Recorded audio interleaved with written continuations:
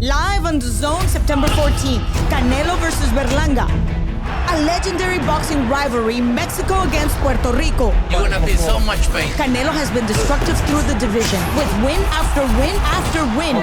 You will see. But a fearless Berlanga is ready and coming for all the belts, unbeaten and hungry.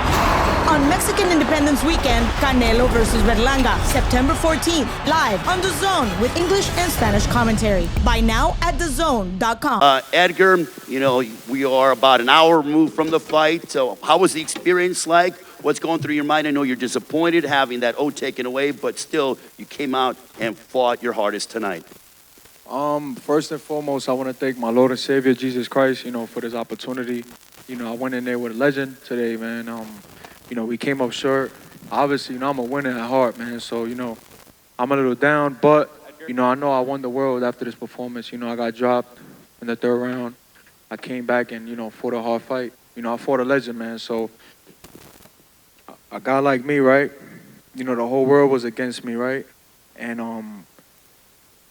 I was probably like 0 to 100, like 1 to 100, and on the odds, right? And just facing a legend, man, is something different. It's a blessing too to share the ring with him. But I'm excited. I finally got my feet wet at the highest level, or the pinnacle of boxing. And I feel like I handled it well. We sold the fight great, and we fought a great fight. We gave the fans what they wanted to see. War. And, that's what Mexicans and Puerto Ricans do, when they go in the ring and share the ring together. Questions for Edgar Berlanga from the media. Questions? Straight back. Edgar, Dan Raphael here. Heck of a performance, even in a loss. I wonder if you take solace in the fact that you were able to go the distance with him in a fight that so many people thought that you were going to be knocked out in the early part of the fight. Yeah, like I said before, man, the whole world was against me, and I was saying it in interviews, nobody believed in me. I felt like I had probably like 20% of the world, maybe 10% of the world that believed in me. They thought I was going to probably get knocked out in 2-3 rounds, but it was a great fight, man. I knew, that it was going to be a great fight at the end of the day, man. I'm a warrior, and like I said before, I was calling this guy for 4 years, and like I said, man, he's a legend. He fought Floyd Mayweather when he was young, and look who he became after that loss. So I gained a lot of experience, man, being in the ring with him. He's a great fighter, but I know that he knows that I'm the future legend of the sport. So to follow up on that briefly, do you feel like that even though this was not a win for you, that's similar to what happened with Canelo and losing to Floyd, like you mentioned, that this will help you in the future, that you'll be confident that you're to be taken seriously, that you'll be able to hang with the other top super middleweights out there after going 12 rounds and taking one of the best fighters of all time? Yeah, man, definitely I put the whole 168-pound division on notice. I know that they know that I'm coming to fight. And listen, facing a guy like Canelo, right? He's the man. He's the top dog at 168. There's no bigger than him, at the 168 division. He's a Floyd Mayweather. He's a Manny Pacquiao. He's that type of guy. When you fight him, it's like a concert, and I feel like I handled it very, very well. I gave my part, and people laugh, right? But for real, right? He's a guy that I looked up to growing up, man. And obviously I didn't want to tell him that, I didn't want to tell him, yo, you're an idol to me. I didn't want to say that because it's like, damn, I'm about to fight this dude. But he's somebody that we always studied, that we always looked up to. And I wanted to fight him. I'm like, damn, I want to fight my idol.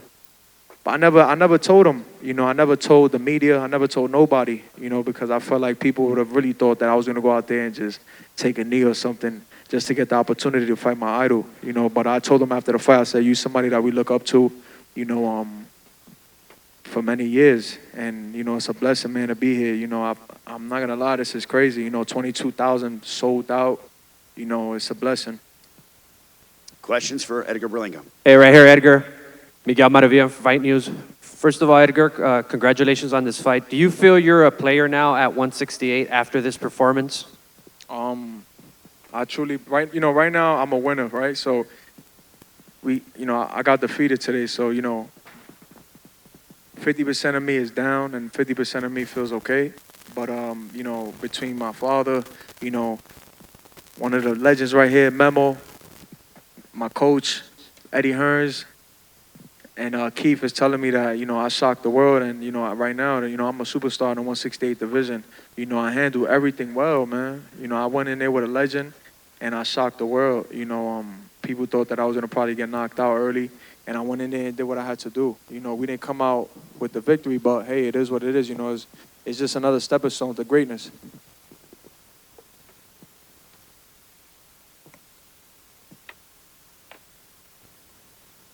Edgar, right here. Congratulations on great performance. You fought the best fighter in the world.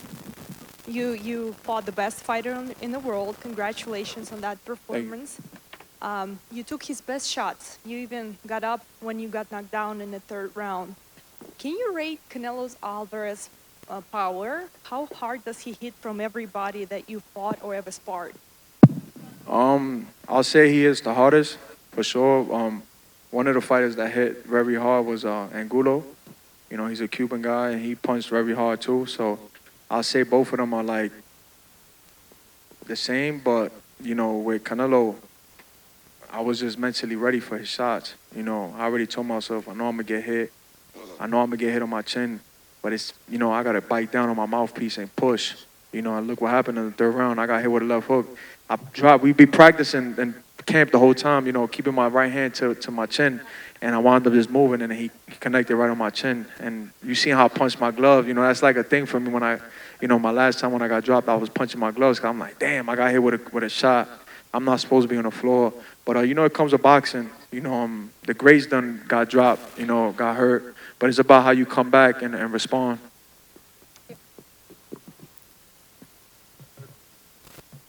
I had a quick question for Eddie Hearn. Eddie, you've watched Canelo destroy so many other guys. How proud are you of Edgar and the way that he hung in there through this fight? Yeah, so proud because he's never boxed anywhere near that level before. And one of the things that we probably wanted and needed was that fight between where he's been fighting, those levels, and Canelo Alvarez. And it was such a huge jump that the worry is that you're out of your depth.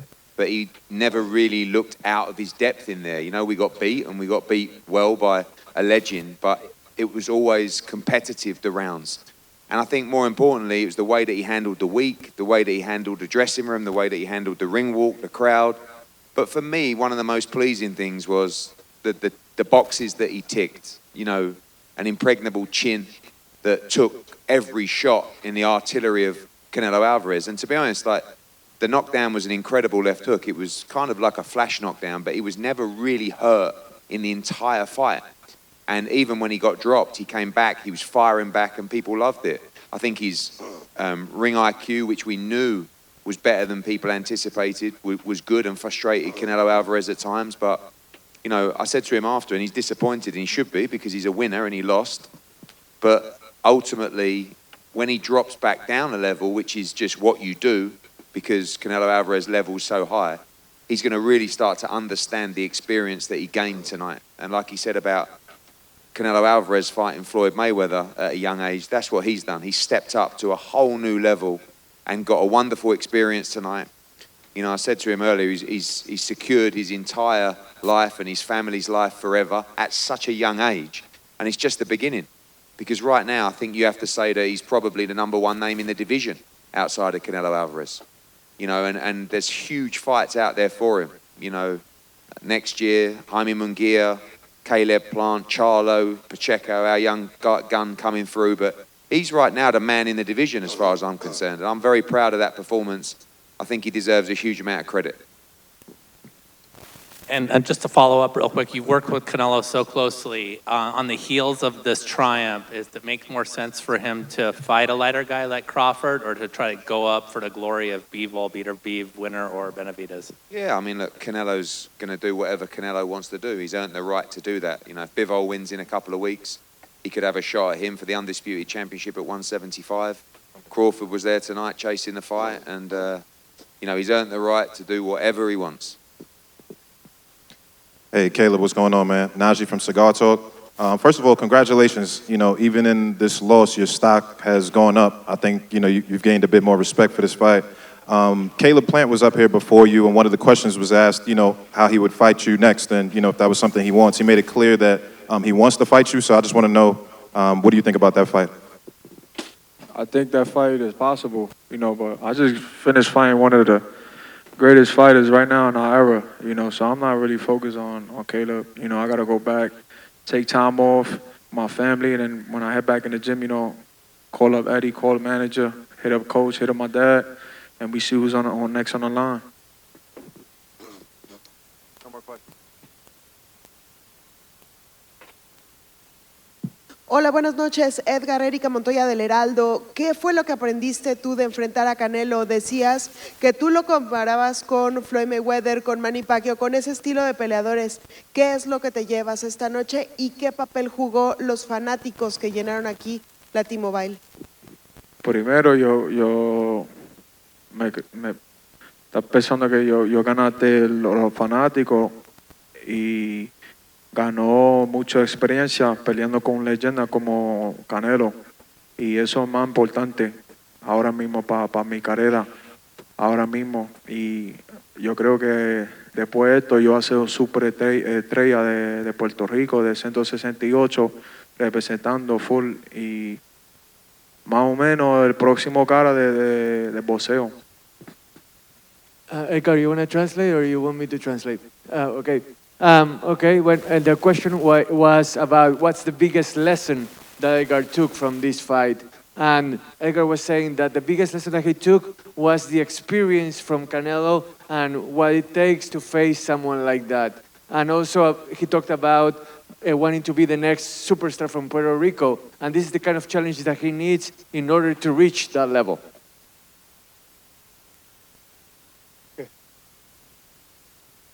Edgar, felicidades en tu pelea. ¿Qué fue lo que te complicó Canelo? ¿Y Canelo es el mejor peleador que has peleado con? So what was the most complicated part of facing Canelo, and also was Canelo the best opponent you've ever had? I think I was. I think besides Floyd Mayweather and Bivol, I think I was one of the best opponents for sure. I'm definitely show a lot of, IQ in there.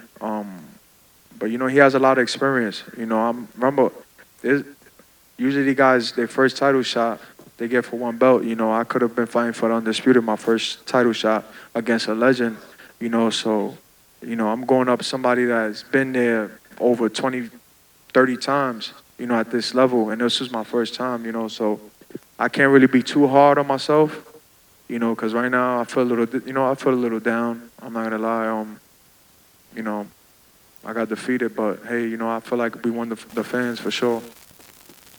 Bueno, miren, me siento decepcionado, sí, un poco, pero a la misma vez no me puedo golpear demasiado en lo moral porque yo me enfrenté a alguien que tiene 20, 30 defensas de título en su carrera. Esta era mi primera oportunidad. Podría haber peleado contra cualquier otro, pero yo acepté este desafío y me parece que lo hice bien, demostrando un coeficiente intelectual boxístico que estuvo a la altura. Y entonces me llevo eso, esa lección y ese lado positivo de esta pelea.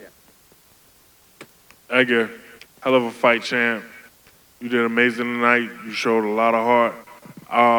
One thing I seen from watching from outside, obviously, was you were in tremendous condition. You took a hell of a shot. You got down, you got back up, and you fought the rest of the fight. You fought your heart out, came back hard after every exchange. You was coming back hard with fire.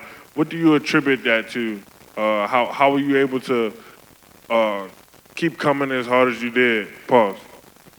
I think I know that there's more in the tank with me. This is a big experience for me. A lot of guys, man, fold under this type of pressure. Like what Canelo said. He said, "Oh, it's different with me in there." It's like the fans, and being in his territory and coming to the West Coast. It sucks energy out of fighters. It makes fighters feel weak. And then you look across the ring and it's like, damn, I'm fighting Canelo Alvarez. I'm fighting a legend. So these guys become a different type of fighter with the lights. With me, I feel like I came to fight. I showed the fans that, what they wanted to see. We didn't come out with the victory, but, we got the victory. I know after this, it's a big experience for me, a it was an amazing show. You know, the build-up was amazing, you know, building up this fight. I'm ready for it all, man. I'm ready for the big lights. I'm ready to sell out another stadium. You know, I know now after this, I know I could do it myself. You know, Puerto Rican Day weekend, or we could take it back to Puerto Rico and sell out an arena over there. How's it going, Edgar? Brendan Taylor here, True School Sports. Coming into the fight, there was a lot of talk about, you know, IQ, you know, and smarts and intelligence. I wanted to ask you, what did you learn about yourself in those 12 rounds with Canelo Alvarez, and what about Canelo's skills? What in Canelo's skill set makes him so hard to figure out when you're in the ring with him? I just felt like, you know, I was pouring too much. You know, I could have threw more combinations. There was a lot of stuff that I should have did. You know, when I go back in the tape on my team, I know I'm going to be disappointed in a lot of things, you know, because there was a lot of stuff that I knew I could have probably, like, pushed more on him and push him back and, you know, break his will. But, you know, he's a legend, man, you know, so he, you know, he's going to weather the storm, you know, and I feel like I weathered the storm very well. You know, I took his best shot, came back, and every time he hit me, I hit him right back, you know, so, you know, it was a fight. Edgar right here in the front, Marcus Hayes, Fight Hub TV. You and I interviewed after Munguia and Canelo in the MGM Grand in front of about probably 800 people in the lobby. It was packed.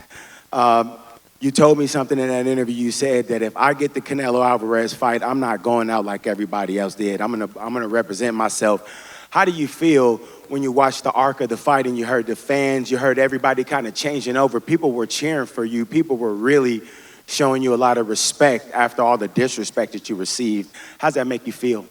I feel excited, man. You know, I'm glad that, you know, I finally won the world, the boxing world. You know, people was doubting me, you know, even my country, you know, Puerto Rico, and it went viral yesterday, you know, how much people was, like, disrespecting me from my island, you know, when I sweat blood and tears for my island, you know, Puerto Rico.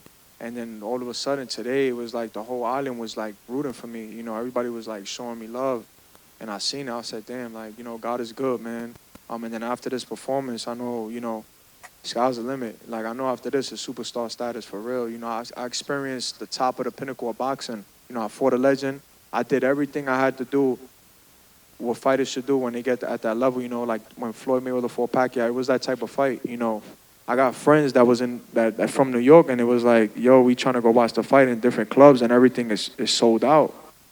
And that made me feel good. I was like, and this was today, right before the fight. It was like, yo, we trying to watch the fight. We can't watch the fight nowhere in New York. Everywhere is sold out. Every bar, every club, everywhere in New York, you try to go watch this fight, is sold out. And I felt good, you know, because like I said before, you know, it could be 50% people that hate me and 50% people that love me, but they still gonna watch. And you know, like I always say, man, I love my haters. You know, they push me to greatness. This question's for Eddie Hearn and Keith Conley. I wanted to ask because one of the young guys linked to Edgar was Diego Pacheco. Is there a possibility that fight could happen in the near future? Yeah, I mean, firstly, as Edgar said, he just finished his fight, so his job is to relax now with his family, and then our job with Keith is to plan the future. You know, of course, Diego is a young fighter coming through, but Edgar just fought Canelo Alvarez on a huge stage, and his stock really rose tonight. So I think the guys like Diego are definitely chasing Edgar Berlanga, and they should be. You know, all young fighters should be now chasing people like Edgar Berlanga. He's been chasing people for a while, but I see him as one of the top guys at 168 now, not just as a fighter, but commercially as well. And like he said, you know, he's always done big numbers. You know, when we went to the Garden, he did a great gate, and that's only going to increase tonight. So, yeah, I think, you know, that's a potential fight down the line, but me and Keith now will plot the comeback, and I'm really excited. You know, I almost feel like it's like a new signing, because we knew he was a big star before, but now I feel like we've got one of the biggest stars in the division. And I think the comeback trail and the comeback plan is going to be really, really fun. First of all, Edgar, super proud of you. Tremendous fight, tremendous effort. I think, first of all, he proved all the haters wrong, as he said. He won the world tonight, even though he didn't win the fight. As far as going forward, I think, like Eddie said, we'll sit down. I think the smart thing to do would be a homecoming in either New York or Puerto Rico, get his legs back underneath him, get him another win, and then target guys like Munguia, Charlo, Caleb Plant, and If the Diego Pacheco fight makes sense, we could do that fight as well. But there's probably at least 3, 4, or 5 fights that are huge for Edgar in the next couple of years here. Edgar, felicidades por la pelea. Can you tell us just if you were hurt really bad on that 3rd round, and also what you saw in the 10th round when Canelo seemed like to go to his corner and then you almost caught him? Nah, it was like a flash knockdown. You know, he caught me, and when I hit the floor, that's why I got upset and I started hitting my glove, because, you know, if I hit the floor, I know I'm not supposed to beat it. So it was more of a flash knockdown. I felt the shot, but I wasn't hurt. You know, I handled it well. I took his best shot, and, you know, I feel like I gave my best shot to him as well. Edgar, ¿cómo estás? Antes de la pelea hubo una intensa guerra de palabras, especialmente allí en Los Ángeles. Y después de la guerra que tuvieron, se abrazaron. ¿Qué significó eso? So before the fight, there was an intense war of words which started at the Los Angeles press conference, continued throughout 5 weeks. What did that mean to you? For me, you know, it's a part of the sport. You know, it's nothing personal. You know, we humble. You know, I come from a humble family, from humble beginnings. You know, but you know, this is a fight. You know, so we gotta sell a fight. And you know, at the end of the day, once the fight is signed, there's no respect. You know, as for, you know, at that level between me and him. You know, so that's all it was. It was nothing personal with him. You seen in the ring, I was still talking to him and telling him stuff. You know, when he was hitting me, I was telling him to keep hitting me. I was trying to do like a rope-a-dope, Muhammad Ali thing, you know, on George Foreman. I was telling him, like, come on, keep hitting me. Come on, you can't hit me. Come on, I don't hurt. Come on, again. You know, to take his best shot, to try to get him tired. Así es el deporte, no es nada personal, ya que el boxeo es así, y fíjense cómo eso siguió durante la pelea. Y yo le decía, golpeame, dale, vení, golpeame. Porque de alguna manera también me sentía como Muhammad Ali cuando estaba en su mejor momento, ¿no? Así es lo divertido. Y después nos respetamos, está todo bien, nos hablamos después de la pelea y de vuelta. No hay nada personal, yo que no lo respeto, y después el resto es parte del boxeo.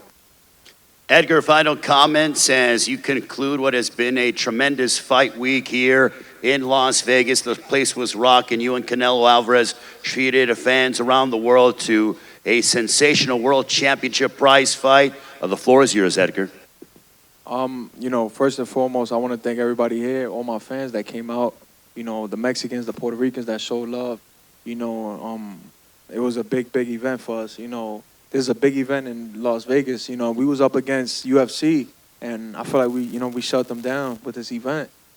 So, you know, God is great. I want to thank Memo right here, you know, my personal trainer. You know, he's a beast right here. You know, he's a legend. I want to thank my brother Johnny, my brother Roa, you know, and my whole team. You know, my dad, Eddie Hearn, Keith Conley, Mark Ferrite, Ray Ferrite, and the whole squad. You know, it was a long camp. It was a difficult camp because, you know, we find a legend. So it was a lot of hard stuff going on in the gym mentally. You know, my coach was on me mentally with his fight heavy, you know, because we knew who we was up against. We was up against a legend, you know, so I couldn't fight how I fought all my other fights. You know, I had to step it up a notch mentally. It wasn't really about nothing physical. It was all the mental, you know. When they say boxing is 90% mental, 10% physical, people don't really understand that, but it's really that, man. Everything is mental with the sport, you know. Obviously, I got hit with a big shot in the 3rd round, and I shook it off like nothing. You know, that's the mental. That don't got nothing to do with me physically. You know, if my mental wasn't right, I probably would have stood down there and just taken a knee and just call off the fight, let me get a paycheck, you know. But nah, you know, obviously I showed the world that we're not here for a paycheck. You know, I'm really here to shock the world and just, you know, become a superstar and become the face of boxing. You know, this don't end here, man. You know, I'm on to greatness. You know, I can't wait to get back in the gym. I want to do another main event, probably in New York, Madison Square Garden, or Puerto Rico at the Choliseo, and just, you know, take over boxing, man. You know, Canelo, he's already getting out the door, you know, and I want to be that face at 168. Well, Edgar, we wish you all the best of luck. A round of applause to Edgar Berlanga, ladies and gentlemen. What an effort here tonight, and wishing him all the best of luck. Looking forward to seeing him back in the near future. Thank you so much for watching this video, and make sure to subscribe for more videos of your favorite fighters over here on Fight Up TV. And give us a follow online as well at Fight Up TV on Twitter and on Instagram. We appreciate it, guys.